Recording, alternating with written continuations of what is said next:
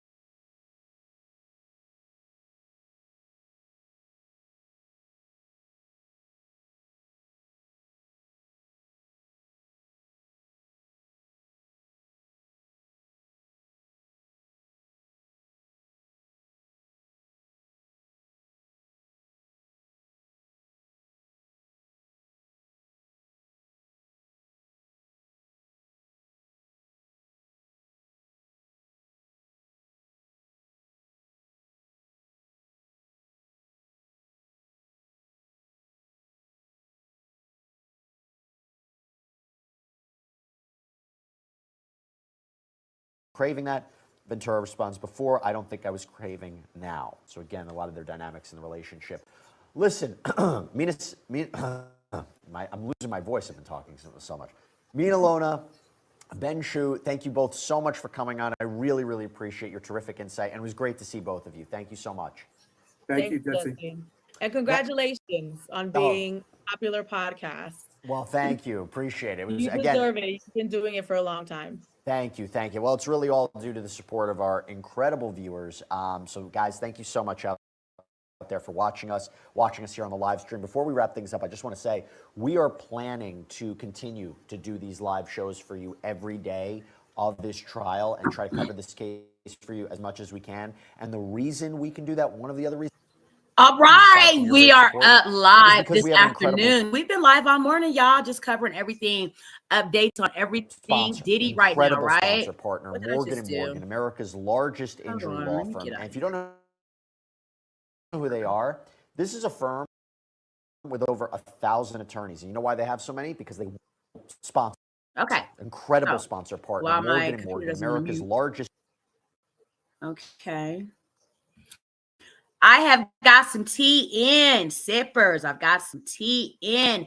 Inner City Press has tweeted out on May 16, 2025 about the Sean Diddy Combs trial.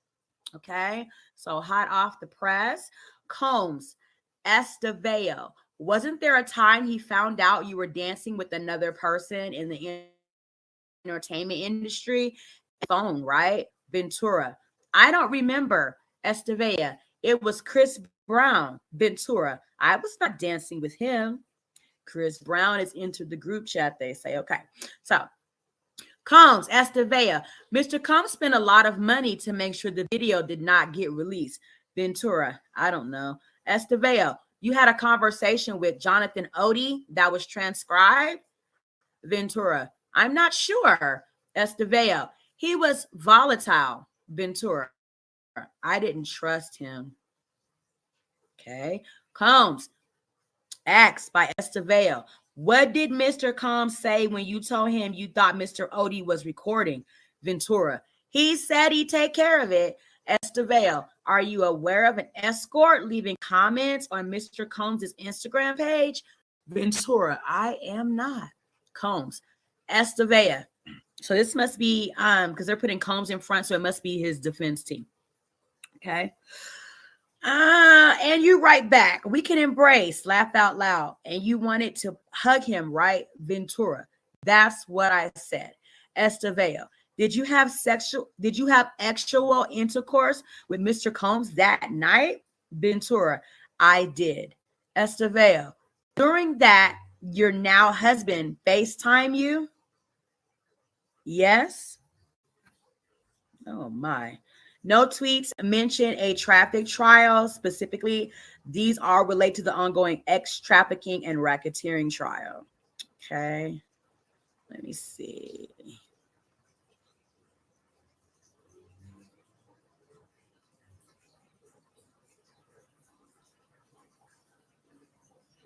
So on May 15th, for the Combs defense, Anna Maria Estevao cross-examined Ventura by positing that the hallway assault was triggered by bad MDMA. Oh my.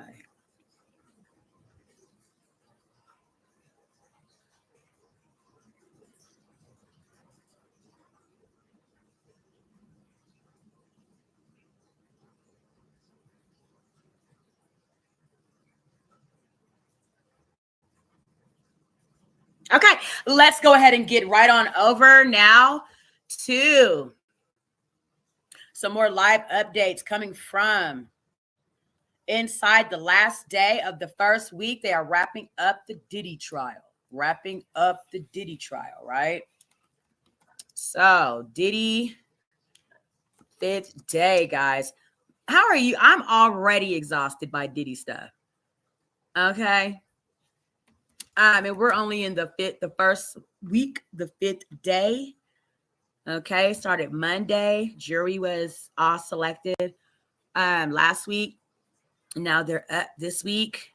Already had Cassie on the stand like the second day. Okay. And all of it, girls and boys, ladies and gentlemen. Okay, while my computer's catching up. We got some takeaways from Cassie Ventura's testimony and Sean Diddy's trial.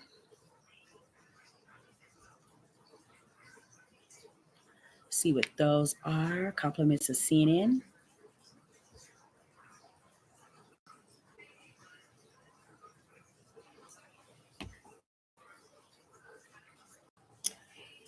As soon as my computer catches up, like I said, I've been streaming live all day, guys, today or so. I'm taking care of my own personal affairs, right? So my computer's catching up. So thank you guys for sipping tea with me on the last day of the first week of the Diddy trial, all right? Come on, computer. And lots of stuff has been going on. Cassie's testified over this week that, she was in love with Diddy. Diddy swept her off her feet by having their first kiss in the bathroom stall. Then he took her on a boat and they had sex. And, that's when she started to know she could be involved with Diddy. And wasn't nothing that I heard that was like, mine, like weeping her, sweeping her off of her feet, anything like, over captivatingly, experience that you think one would have with a billionaire, right? Not for nothing, such as what she spoke to on the stand. She's talked about how they've had moments with the escorts and things like that. The prosecution's star witness taking the stand, but it was more than that. Things have occurred and la da da, to where it gave her multiple mouth sores. We know those two. It was how Cassie took that stand. You could hear a pin drop when those doors open. She has testified to the fact that she has had on visibly occasion throughout pregnant the Cassie relationship. Ventura Oh, walking past a mouth. man she had not My seen computer in froze. Hold on. 6.5 years. A man she Okay. A mouthful of herpes. On a consistent, ongoing basis, Cassie endured and suffered from having lots of complications from the freak offs, where she had mouth sores in her mouth, which we know what those are. Those are herpes. Also, where she spoke of where she consistently suffered from having urinary tract infections. And women, if you have had a urinary tract infection, you know that those are some of the worst painful things that you can experience. One equates it to, shooting fire from your private area when you urinate. That's what it feels like. Um, it feels like glass trying to move through your urethra cavity to urinate. And Cassie has spoken to how she experienced those frequent moments during freak offs in the actual event of her having a freak off with Diddy. She would be under that type of feeling from suffering from mouth sores, known also as herpes in the mouth, and urinary tract infections. Okay, I'm pretty sure there were also bacterial infections and everything. Trimonis, I'm sure, was tricking around in the situation. So now we're going to listen to CNN give some live updates, takeaways from Cassie Ventura's testimony in the Sean Diddy Combs racketeering trial. She says violently abused her for a decade. A man the prosecution said trafficked her. Well, she sat across from him, placed her overcoat behind her, turning her body slightly toward the jury, rubbing her pregnant belly throughout her testimony. Diddy, well, he was more fidgety than he was the day before. He was passing notes. He pushed himself away from the defense table and largely sat like that. They never seemed eye contact with one another, not even after she was crying about having loved him once and planning and participating in these freak-off sex parties because she feared him and she wanted to make him happy, but feeling worthless, feeling disgusting because she didn't want to do it. Now, with each moment, the testimony became more and more graphic. Her delivery, though, it never changed. It was, as a matter of fact, steady, calm. At times, she was even critical of herself, walking us all through how a 10-album record deal came over a 10-year period of abuse and sexual humiliation. And once you hear Cassie's testimony, you'll understand why the courtroom was so tense. She described the freak-offs in lurid detail. She testified about Diddy, who she called Sean, choreographing it all. And she explained a pattern of physical abuse that she could not escape. Cassie told the jury about one freak off at a hotel where Diddy told her to get into an inflatable pool filled with warm baby oil. The prosecutor asked, "What concerns did you have This about is not so getting into the crazy. pool with baby oil?" Cassie responded, That is so crazy, guys. I uploaded the post that I believe was submitted of the picture of the baby oil pool. It's crazy, guys. But it that people think when their minds are drug filled, like they go out of the norm of what somebody may do in the moment of using drugs and freaking off, right? So, let's put the baby oil in the swimming pool. So, quote, that, amongst other things, just his temper. If that is something that he wanted, Sean wanted to happen, that was going to happen. There wasn't another way around it. Now, Cassie claims that Diddy controlled everything about her life and his staff helped him do it. She also says all aspects of the freak-offs went through Diddy for approval, from how he directed her to finding escorts, at times from Craigslist, to her appearance and what she wore, and even what happened during the encounters with the other men. She testified, let's think back every to freak off was like directed by Sean. Backpage and Craigslist was a thing, right? To solicit sex on. People were being killed on Backpage and Craigslist from soliciting X on it, SEX on it. People were getting kidnapped. People were getting everything you could think of from soliciting SEX on Craigslist and Backpage, which is essentially how Backpage came to no longer have that area where you could go and solicit SEX on it, right? People were getting murdered from soliciting SEX on Backpage, right? So imagine you are Diddy with $1 billion reach of resourceful money that you can have at your disposal. And you are getting people from Craigslist and Backpage to sleep with you. So that goes to show you where Diddy's level of understanding of exactly who he was, as a mogul, as a businessman, as a man that, should have had more stature and poise. He was soliciting SEX from ex-workers on Craigslist and Backpage, y'all. That's just like he knew specifically where he wanted everyone to be, the lighting and such. Cassie says the freak-offs made her feel disgusting. All kinds of drugs to numb herself and disassociate. And she testified Diddy frequently got physically abusive. One of those times was during a 2016 incident at a California hotel. This video. Cassie says she was in a freak-off with Diddy and an escort just a couple of days before her first big movie premiere. And she claims Diddy gave her a black eye, and all she could think about was getting out of there safely. So she ran out while Diddy was in the shower, she says. The prosecutor asked, quote, "How many times had Sean thrown you to the ground like that before?" Cassie responded, "Too many to count. I don't know." Cassie was also asked if there were occasions when she tried to fight back when he would hit her. She said, no. Cassie's testimony, it's far from over. She'll be back on that stand tomorrow. And her lawyer, though, says she's feeling good after today. How do you feel after today? It's not for me to decide how we feel. It's up to the jury. But we're very confident. How's Cassie doing after it all?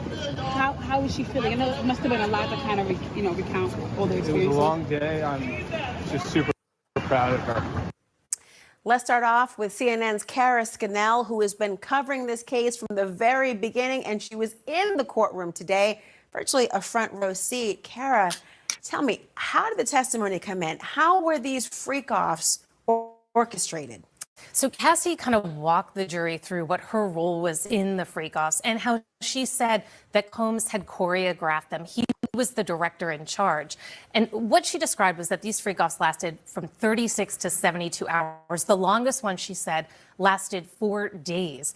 And through that period, she said her role had evolved from initially Combs setting up the first one to then it becoming essentially her job. These freak-offs, she said, were occurring weekly. And what she was responsible for was finding these escorts, using Craigslist, some of these other escort services, helping them travel to certain locations from Miami to Ibiza, to New York, to LA, to Las Vegas.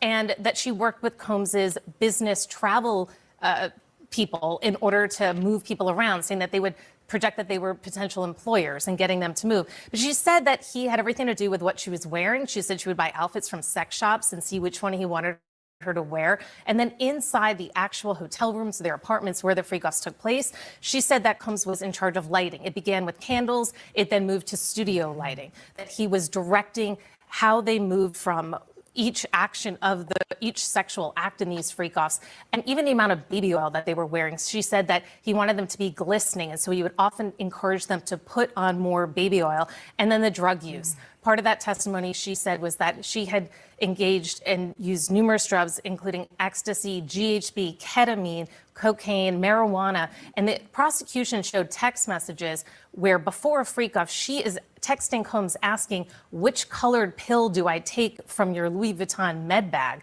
And he directed her which one to take. It was astonishing to have all of this come in and the tempo with which she spoke. The jury in this room leaning in at times to hear more information. She also described what she feared most about defying him. Right. I mean, she walked through what the range of these fears were, from physical to just if she upset him, he would take away her phone, her car, limit her access to her apartment. Sometimes that was done by him, sometimes through members of his staff, some of his security team. She also was testifying that, these physical threats. One thing that stood out to me that she said was if she made the wrong face, the next thing I knew I was getting hit in the face. And she said he controlled almost every aspect of her life. He gave her essentially busy work, a to-do list, so he would know what she was doing at all times. If he couldn't reach her, he was incessantly texting her until someone went and checked to see where she was. She also said that he controlled her appearance. Sometimes he didn't like her hair. He wanted her to dress sexy, sometimes a tomboy. He wanted her nails to be white, she testified, especially during the freak-offs. And one thing that she said she was concerned about was blackmail, because a lot of these freak-offs were recorded, and the big concern was hers that they could end up in the internet if somehow she did something to upset him. We're just a half day into this testimony, the direct. There's so much more. And the jury was shown that now infamous 2016 hotel surveillance video for now, what, a fifth or more time today? Why do you think the prosecution continues to show this video, sometimes stopping it and showing parts? Yeah, they've been showing this at least 5 times by my count and going kind of moment by moment.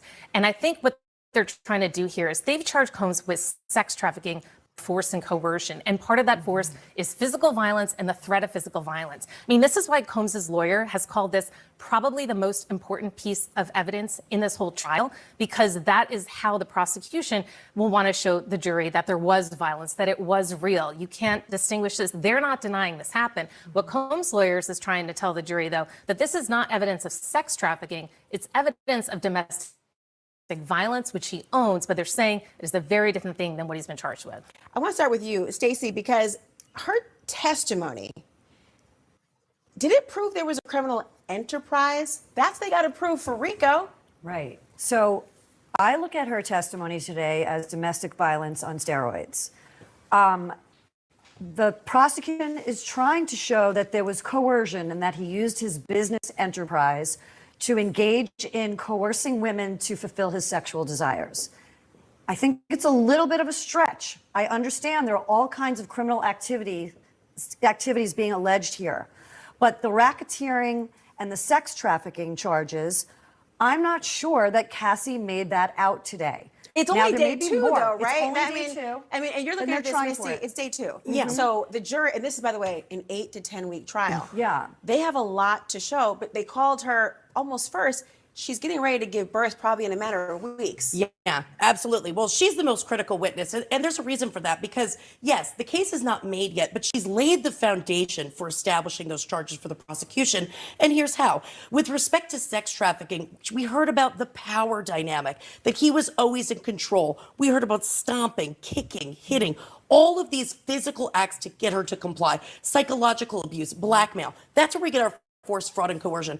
And as far as RICO, she kind of put the O in organization in RICO by naming individuals who were in his sphere and were doing his bidding and talking about what would be the predicate underlying crimes. But more drugs, than that, guns, they prostitution. showed the pictures. They actually tried to put a face to what they were calling the enterprise. Remember, in the opening statements, they were saying it was the inner circle, the bodyguards, trusted assistants. They actually went through and showed pictures to the jury today of various bodyguards trying, I guess we were talking about, to establish the enterprise.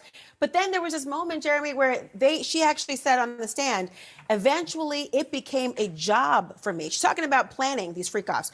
Eventually it became a job for me, to where I knew that if that is something he wanted to do, I had the contacts to set it up and get a hotel room and all of that. And sometimes she'd even give deposits on her own personal credit card. So is she part of the enterprise or the victim of it? Well, the defense is going to try to make her out to be part of this. She's not a victim. She's there willfully. She's getting this 10 contract or 10 record deal. This is what she's doing. And the prosecution in return is going to say, you can white knuckle someone's neck with control. You can white knuckle their soul with control. And that's the control he had over her at all times.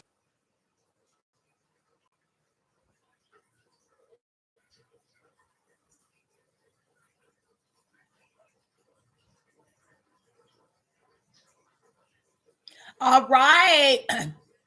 We are chiming in Let me get on over here to see. Cassie Ventura on the witness stand for a fourth day in the federal criminal trial against hip-hop mogul Sean Diddy Combs. The defense continuing cross-examination this morning, confronting her with dozens of her own messages, many explicit, hoping to convince the jury she was an eager sexual partner who matched Combs' desires. I'm always ready to take that stand on Monday. The defense want to keep her on the stand in the weekend. Like, God, dog. Didn't y'all hear them say the girl is freak off, one message said. Ventura testified that she had no free will in their relationship and that when she tried to... My goodness gracious. Okay. I'm going to get some more tea from CNN real quick, y'all. Defense question, Cassie. Let's sip this tea. Thank you guys for sipping tea with me. I'm Morgan. Okay. Let's enlarge that screen so we can see all of it in its totality. Okay.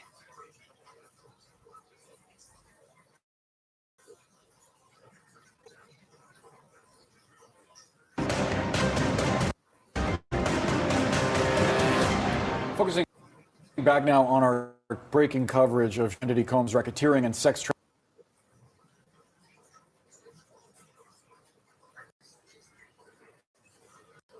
trafficking trial in New York. Right now, the prosecution's star witness, Cassie Ventura, is back on the stand under cross-examination.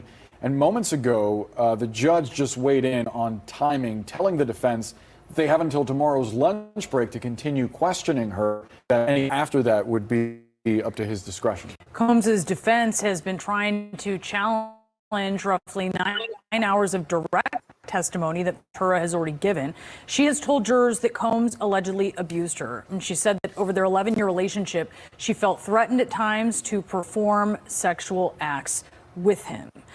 With us now is Internal Affairs commentator Ariva Martin. Ariva, what is your reaction to how the defense is approaching this so far?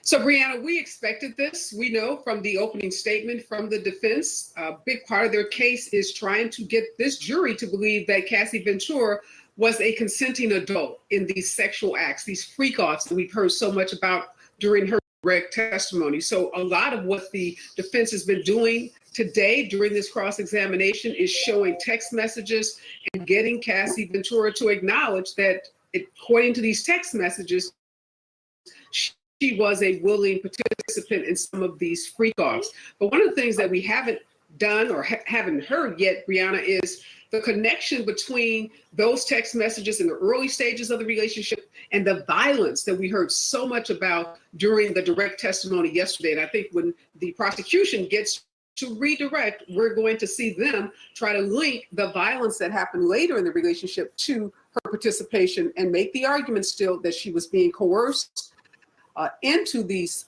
commercial sex acts with escorts, despite how she may have felt about Sean Diddy Combs in the beginning of the relationship. And Ariva, what do you make of the judge here weighing in on the timing? Because the defense, as our recent reporting indicated, had wanted to go at least through the end of tomorrow evening. I wonder if you think the judge is going to press for them to things up here, and that might affect their strategy. Absolutely, Boris. The judge has said from the beginning of this trial that it was going to be an efficient trial, and he was going to do his best to keep it around 6 to 8 weeks. He has said he'll give the defense until tomorrow afternoon with their cross-examination, and any time after that will be at his discretion. Oftentimes, these examinations, Boris, start to become repetitive, and the judge is going to assess whether tomorrow afternoon, if he believes the questioning is indeed repetitive, if he believes enough information, the defense has been given ample time to make their case. So it's always that balance between giving each party, each side, an opportunity to make their case, but at the same time, keeping the trial moving so that jurors, that's the big issue here, is keeping these jurors engaged. For what reason would the judge grant going beyond lunchtime tomorrow? I think, Brianna, if he believes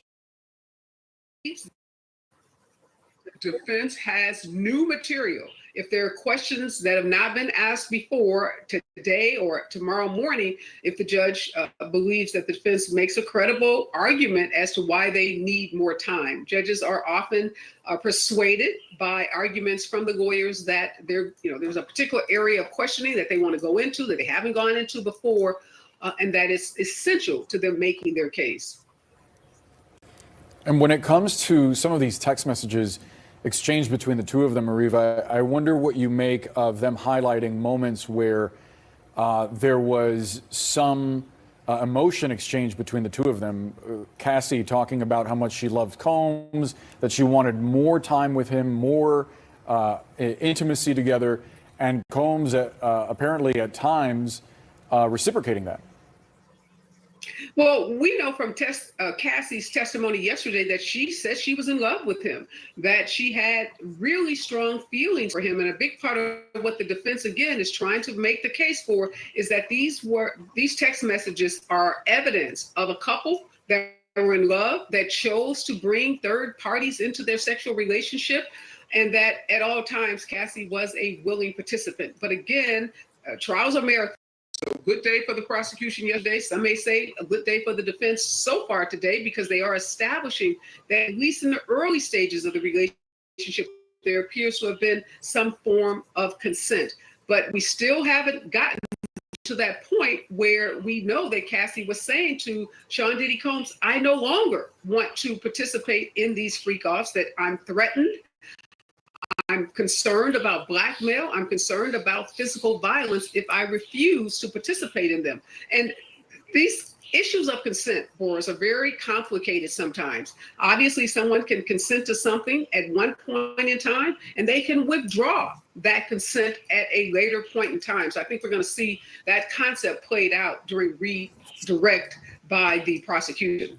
I want to get to some of the latest details that we've gotten from the courtroom, specifically some of the text messages that have been exchanged between Cassie Ventura and Combs, and specifically the defense asking Cassie Ventura about a conversation in March 2017 when Ventura told Combs to essentially stop playing the victim, saying that she loves freak-offs when we both want them. And then she was asked about that text message. She said, I would say that loving freak-offs were just words at that point. Dave, I wonder what you make of the defense going through these text messages, trying to paint a picture of cohesiveness and even agreement over these sexual encounters that the prosecution is saying were coerced. I definitely think the defense has won some points, because although the prosecution tried to take the sting out of some of this by showing that she may have texted Diddy that she liked freak-offs, but at some point this was force, fraud, or coercion, that it was against her will, and she was just trying to please a man she loved, an unrequited love. But still, jurors are human beings, and when they see this, they're going to cast some doubts, have some doubts in their minds over whether this was consensual. Now, the prosecution gets a chance to rehabilitate the witness later, and that's when Cassie can say, I said what I said, but you can see by my actions, by his actions, that this wasn't consensual. I mean, he beat me up. He forced me to do things against my will. Even if I was into it at the beginning just to please him, it doesn't mean that I consented the whole way through. But, jurors are going to come at this from their own life experiences with freak-offs or something foreign, unique, weird. And if they think that Cassie at some point was part of it willingly, yeah, that's going to be really bad for the prosecution. Richard, when she says that I love our freak-offs when we both want it, when we both want it, inherent in that is that sometimes she didn't.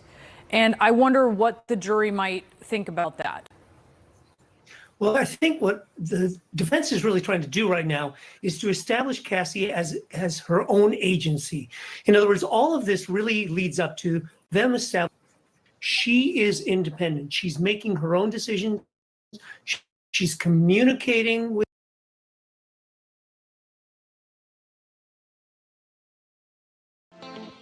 Thanks for watching. Remember to show your support by liking, subscribing, and sharing.